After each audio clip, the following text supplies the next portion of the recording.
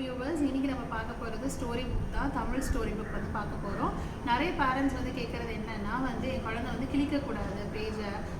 So ரொம்ப நாள் வந்துட்டு அந்த புக்கு வந்து அவங்க படிக்கணும் அந்த மாதிரி வந்து கேட்குறாங்க. ஸோ அதுக்காக நம்ம கொண்டு வந்திருக்க ப்ராடக்ட் இந்த 2 டைட்டில். இது வந்து பார்த்திங்கன்னா ஃபுல்லி லேமினேட்டட், நான் டியரபிளும் கூட.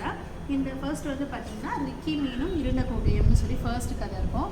இது கம்ப்ளீட்டாக வந்து ஒரு மீனை பற்றின கதை. ஸோ ரொம்ப கலர்ஃபுல்லாக வந்து கொடுத்துருப்பாங்க.